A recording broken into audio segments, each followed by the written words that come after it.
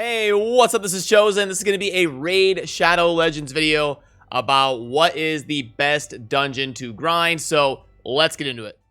Alrighty, so as you can see, I'm recording a little bit differently. I'm capturing my main monitor instead of just the raid window. That's because I want to be able to drag the spreadsheet over and talk about a few different things as we dive into this discussion. And then also, I do have some projects in the works for some of the new Doom Tower stuff. I don't want you to think I'm like avoiding that or anything. It's just that I was traveling during the whole test server phase. I was out of town for a basketball tournament, just got back in late last night, so I'm working on getting access to that type of stuff and then diving in and testing some different teams and some different guides for the new iteration of the Doom Tower. So do keep an eye out. In the next week or so, I will try to get on the grindstone of some of that new Doom Tower content to get you guys up to date on some stuff that I want to give you my perspective on. So that is coming soon, but this one is going to be about a discussion I've wanted to have for a while and something I've wanted to add to my sets tier list for a while, and that is, let me go ahead and pull it up, and that is the dungeon scores for each dungeon. You can see there on the right, that is brand new to the sets tier list. I just did a video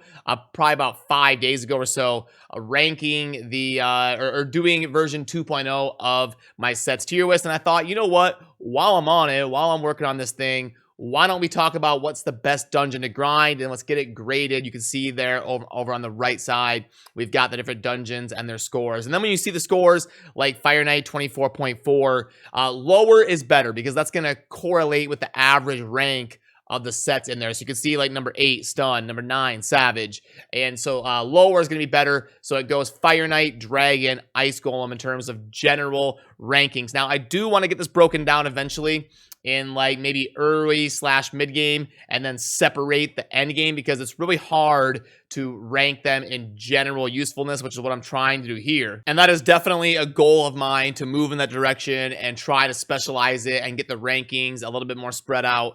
But I'm trying to do my best to kind of have one list for all players to be able to look at, and it does lean probably more towards the mid game because that's where most players are going to start being curious about things. They download the game, they play it for a little bit, and then maybe they start looking into, okay, I like this game, so let me find some resources. And then people that are in the super end game, like upper tiers of Gold 4, Platinum Arena, they're hitting the Ultra Nightmare Clan boss. Those players typically have a better grasp, so I do want to kind of cater this type of stuff towards more of a mid-game type feel. But anyway, that's a different discussion. In terms of the relevant topic at hand, which is adding the dungeon scores and the dungeon rankings there. I think it came out mostly how I thought it was going to.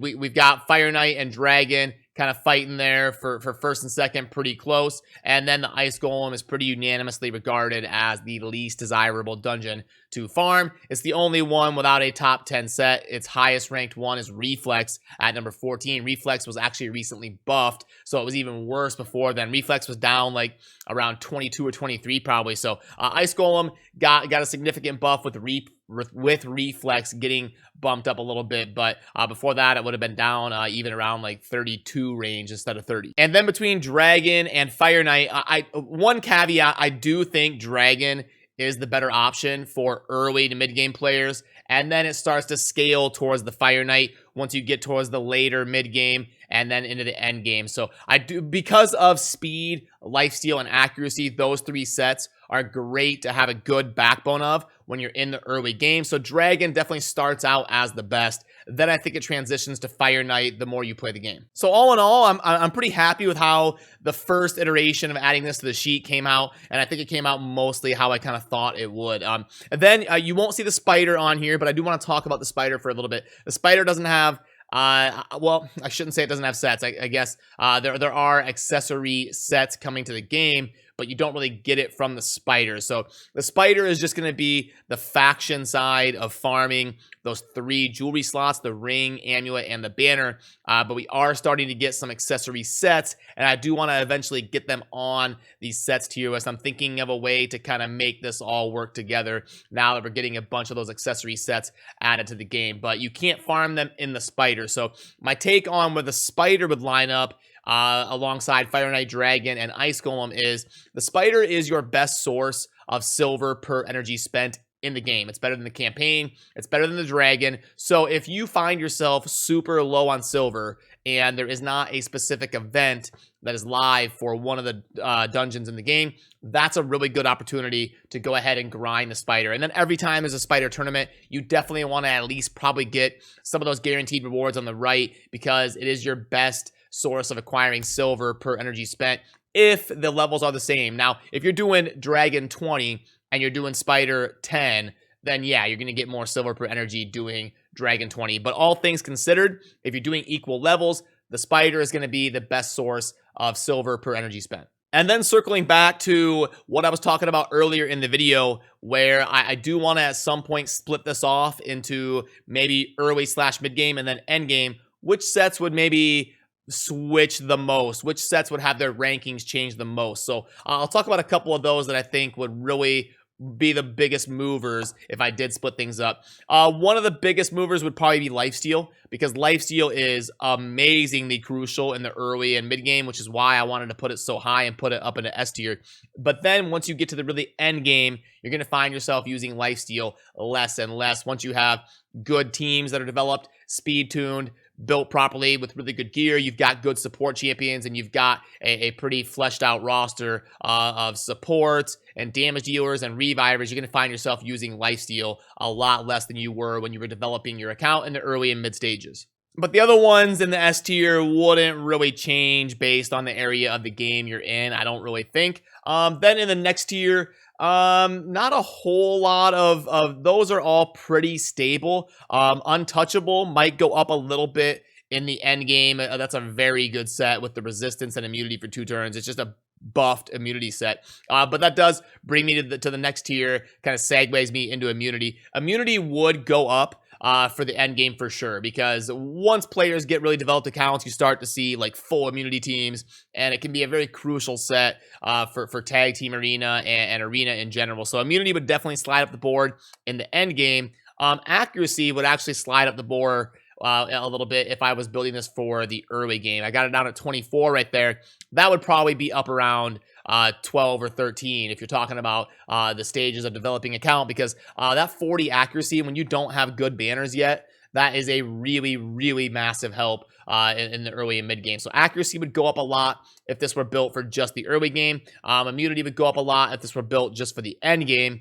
And then down there at number 30, crit rate, that similar to accuracy, that would go up a lot if we're talking about the early game, because a lot of your damage dealers need more crit rate. You're not going to have those 6-star crit rate rolls, so it's tough to get your damage dealers to have 100% crit rate when you're developing your account. So crit rate would definitely go way up the board. But yeah, I won't talk about that too long, but I just wanted you to know those are some of the ones that jump out to me just kind of talking to you live here on camera. And I do want to move towards the direction of splitting that up in a little bit, but wanted to do a fun video here showing you that I am still expanding the rankings here of the different sets and trying to make this as universally useful of a resource for people that are out there looking for raid resources, and wanted to let you know that I've added some of the dungeon scores here to my sets tier list, and you can always find that down below in the vid description. It's in every video down there with like the tier list for the champions, the tier list for the sets, and then also my offer calculator, things like that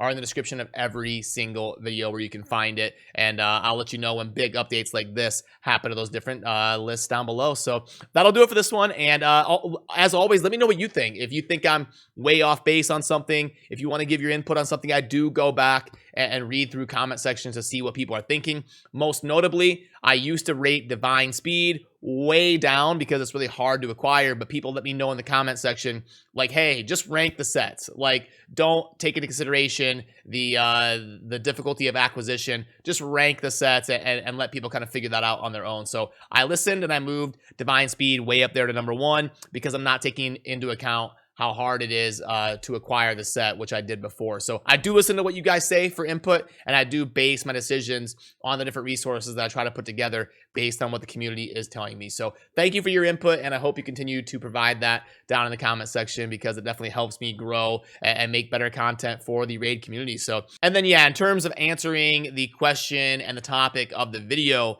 of what dungeon is the best to farm, I would say early game, it's Dragon. And then in mid-game, it's going to kind of get even between the Dragon and the Fire Knight. And then in the end game, it's going to become the Fire Knight. In my opinion, that's going to break down what I think is the best dungeon to farm, with the caveat being if you are super low on silver and the levels are pretty close to being equal, then that would be a good opportunity to grind the spider because it's your best source of getting the silver per energy spent. Thank you for watching. Have a good rest of your day. Peace.